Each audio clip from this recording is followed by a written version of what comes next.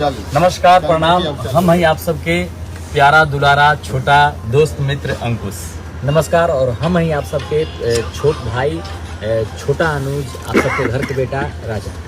और आज हमने दोनों भाई काफ़ी हैं, बहुत ही ज़्यादा खुश बानी जा।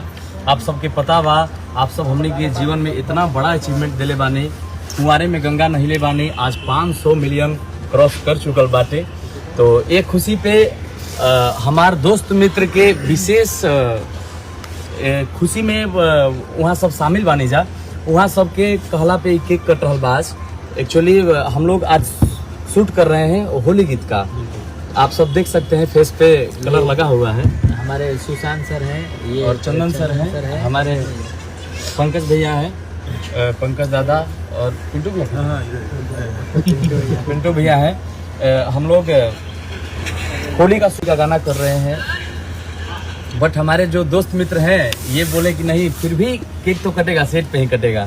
क्योंकि हम लोग चाहते थे कि थोड़ा सा विलम्ब करके इस कार्यक्रम को किया जाए, क्योंकि इसमें हक सबका बनता है। जितने लोग काम किए हैं, जितने लोग वर्क किए हैं, और सारे लोग यहाँ पे हैं नहीं, इसमें योगदान जाता है शिल्पी राज जी को, बड़े भैया आर्या शर्मा जी को, बड़े भैया आर्यन देव जी को, जितने लोग इस गाने को लेकर के वर्क किए हैं। हम सबसे पहले सबका बहुत बहुत धन्यवाद देना चाहते हैं सबको, क्योंकि इतना बढ़िया काम किए आप लोग। और हमारे जो पब्लिक हैं इस चीज़ को इतने बढ़ चढ़ करके आशीर्वाद और प्यार दिया। तो इस चीज़ के लिए बस हम नतमस्तक हैं। ये प्यार आप सब हम दोनों भाइयों के जीवन में हर वक्त बनाए रखें। और एक चीज़ और बोलेंगे, जिस दिन ये गाना रिलीज हुआ 14 जनवरी को, इसी मिलियन ये गाना हो चुकल बाटे। तो यह सोच के हमने कि दुल्हन बनाला 2 कल रिलीज करता नहीं जा, यानी 14 जनवरी के जो दिन राजा कुंवारे में गंगा नहिले बानी रिलीज भइल रहे, वही सेम डे पर हमने के रिलीज करता नहीं जा कुंवारे में दुल्हन बनाला 2। अब आप सब के ई बतावे में बहुत ही ज्यादा खुशी हो रहा बा कि एक साथे आप सब इतना सारा प्यार आशीर्वाद देने हमने दोनों भाई के। अभी हाल फिलहाल में कुंवारे में गंगा नहिले बानी, फिर बंगलिनिया गाना आयल रहा, कुंवारे में गंगा नहिले बानी 2, कमर लपकौआ, बचपन के प्यार, बचपन बहुत सारा के प्यार गाना आप सब बहुत ओकरा बाद अभी हाल फिलहाल में बहुत ही ज्यादा प्यार आशीर्वाद आप सब देने मिल रहा बा। खूब ज्यादा गाना के दुल्हन बना ला। तो ये हमने के अंदर से बहुत एक्साइटेड बानी जा ये चीज के लेकर के हमने के दुल्हन बना ला 2 रिलीज कर रहा बानी जा। कल सुबह अंकुश ऑफिशियल से आप सब जरूर देखब। जौन गंगा नहिले बानी हमने के जीवन में इतना बड़ा अचीवमेंट दिले बानी, एक खातिर हमने दोनों भाई आप सबके बहुत बहुत नमस्कार करता नहीं जा। आप सब ये प्यार आशीर्वाद हमने के ऊपर सदैव बनेल रखें। हमने के और भी मेहनत करी जाए आप सबके अच्छा एंटरटेन करावे खातिर। और आए ये केक हमने के काटा जाओ, और आप सब के लिए समर्पित है ये, आप सबों के लिए हम लोग। ये देखिए हमारे छोटा अनुज, छोटा सा प्यारा सा बाबू बच्चा आर्यन बाबू, इतना अच्छा ये बाबू कलाकार है, आर्टिस्ट है।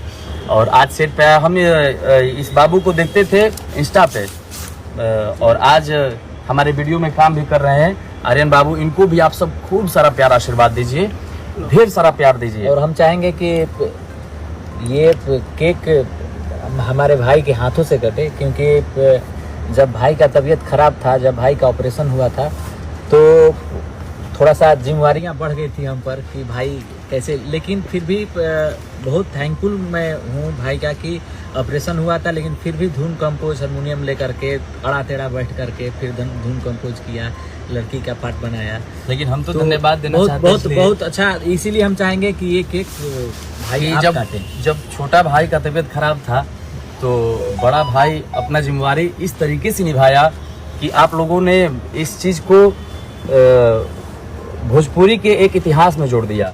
इतने अच्छे लेवल पे, इतने बड़े लेवल पे आप सभी ने प्यार दिया कि एक भोजपुरी के इतिहास में इस चीज को शामिल कर दिया। कुंवारे में गंगा नहिले बानी 500 मिलियन।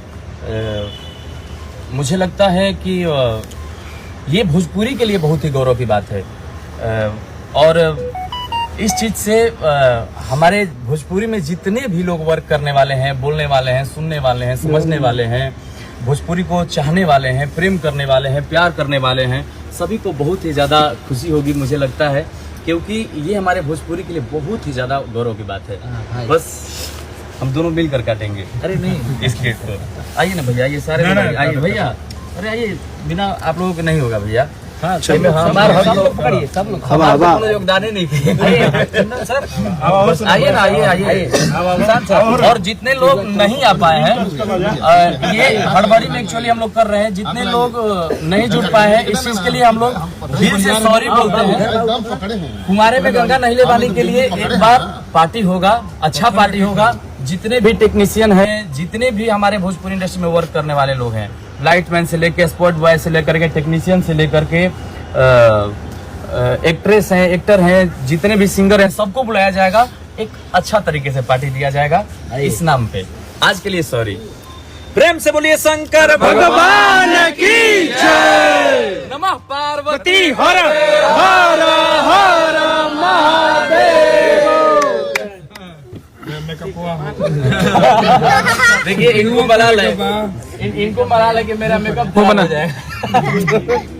मुंह में निकलेगा। Thank you. आराम है, थोड़ा थोड़ा तो बहुत ज्यादा। आइए सर, एक लोग करके आते रहिए भैया। सोनू भैया किधर है? सोनू भैया खाए हैं आप? सोनू भैया आर्यन को खिला दो भाई, छोटा भाई को। रुको, ये 2 मिनट तुम ये लो भाई आराम से। आर्यन बाबू के पिताजी इधर आ जाइए। ये पोस्ट कर छोड़ो। क्या पोस्ट हो रहा है? ये लाइव चल रहा है। क्लोज कर दूं। आइए इधर आइए। बारूद है लड़का भाई। रिटर्न इधर आइए। अच्छा, ये दूसरा चीज खा रहे हैं भाई। मिठा है।